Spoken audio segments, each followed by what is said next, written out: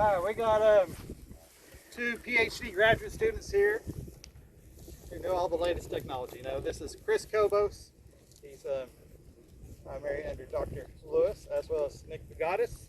So Chris is our drone expert. He's going to tell you how he's using that, and he's been doing a lot of work on cover crop termination timing, and that work is it Lubbock or Lemisa? It's a Lemisa and also in Chillicothe. Lemisa, Chillicothe. You'll probably talk a little bit about Chillicothe, I'm sure. And then Nick is kind of we send Nick all over the country, right, to show people how to use this gas bed analyzer. So he showed us every couple weeks ago. So he's done a lot of training and people with that Texas as well. I'll turn it over to them, let them have it.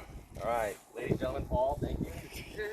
So my name is Chris, student, primarily working in Lemisa, Texas, in the Southern High Plains, and I'm one of the many students here that is part of that sustainable agricultural systems grant that Dr. Lewis was talking about, where we're focusing on intensifying farm production systems and implementing regenerative practices in the region.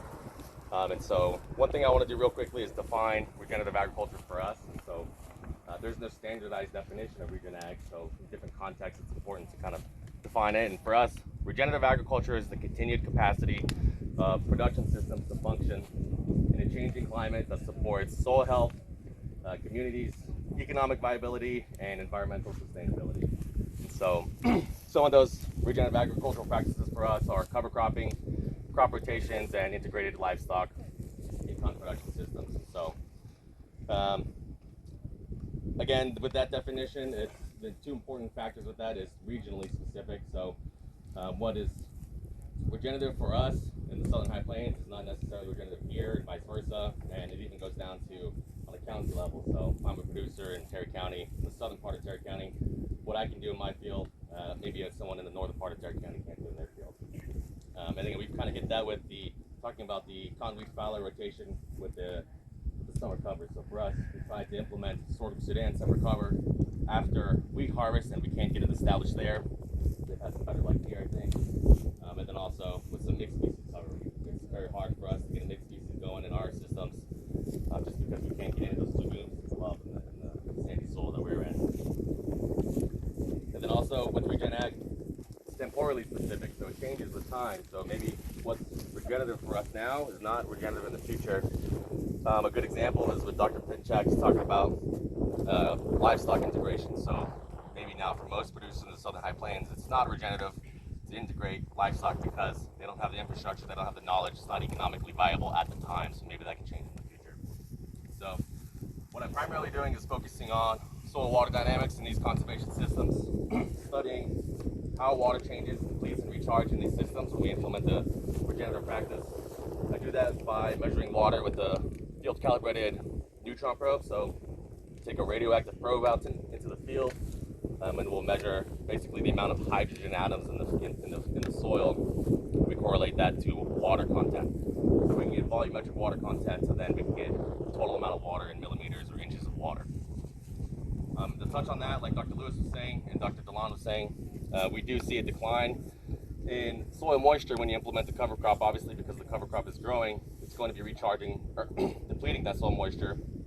But when you terminate timely, and again, the caveat is if you can deficit irrigate after termination, or if you have a timely precipitation event, you recharge that system compared to a conventional winter fallow or a conventionally tilled winter fallow cotton system. You recharge it greater than that system, and the amount of soil water is sustained greater over the length of the growing season. So we ruled out that when you optimize these systems, that water is not the most limiting factor for cover crop. For the cotton wheat fallow rotation, obviously it's a different story. You have that 10-month fallow period. You have a good amount of cover from that wheat harvest. You have good soil structure, percolation, infiltration from the water. You don't have to irrigate it. You can just capture some off-season precipitation events if we have any.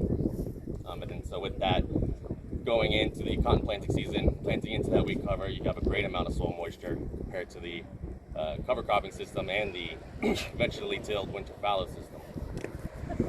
And so again, what we've tried to do is focus on the cover crop system, since there's so much research focused on those, and optimize when is the optimal time terminate your cover in southern high plains and in the rolling plains here. So we have a set planting date every year. For Lamesa, it's May 15th. Here it's May 10th. And so from that day, we say we're going to plant no matter what, and we'll backtrack. So 2, 4, 6, and 8 weeks before that, we'll come out in our treatments. We'll terminate the cover crop. We'll collect biomass. We'll collect pictures. We'll take soil samples and plant samples. And then in the cotton growing season, we'll take some cotton samples to see later on how that cotton is utilizing the nutrients that have been in the soil or previously decomposed from the cover crop. And so we're still analyzing the soil samples and plant samples. For the soil water, I just want to talk about that real quick. We have a no cover control, so it's a no-till, no cover field, just to have a comparison in our systems. For the southern high plains, we usually don't have that system because most producers would not adopt that because it would be very prone to wind erosion. However, in that system, obviously this is no cover. We do see that it has the greatest amount of soil moisture in the system. And then when you're looking at soil moisture over the year, over the cotton growing season, you see that the 8-week terminated plots, 8 weeks prior to cotton planting, have the greatest amount of soil moisture. And then down at the bottom, you have the 2-week, because it's so close to cotton planting, and then the 6-week. So that 4 and 6 week kind of switched, and so something interesting there that we're going to keep looking at, probably related to the physiological development stage of the cover at the time. So that's 6 weeks. For us, it's rye in southern high plains, wheat here. It's at that heading stage. So terminating at that heading stage, you have decreased biomass, decreased canopy coverage, the most water usage at the time, and for some reason, that water usage affects the cotton growing season down the line. So even if you wait 2 weeks after that, so far than what we've seen, you can have some more recharge at this stage. So we'll keep looking into year 3 next year and looking at those results. One of the things I want to talk about is another component of that cover crop termination timing study, where we have a multispectral drone. So at every time we come out, every 2 weeks, we'll fly the drone prior to cover crop termination. And what we're doing is we're collecting a lot of visual indicators through the multispectral camera. So a multispectral camera has 6 different lenses, and it's taking a picture, and every time it takes a picture, 6 different images in different spectrums of light that we can't see. So infrared, near infrared, red, blue, green.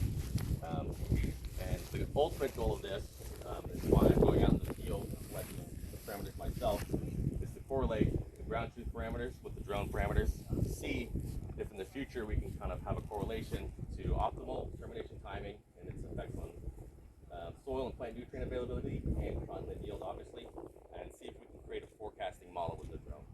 So the idea would be go out to a field prior to planting when you have a cover, looking at the immediate forecast, weather forecast, flying the drone, and then being able to give a producer an optimal termination date for the 8 weeks, 7, 6, and 5.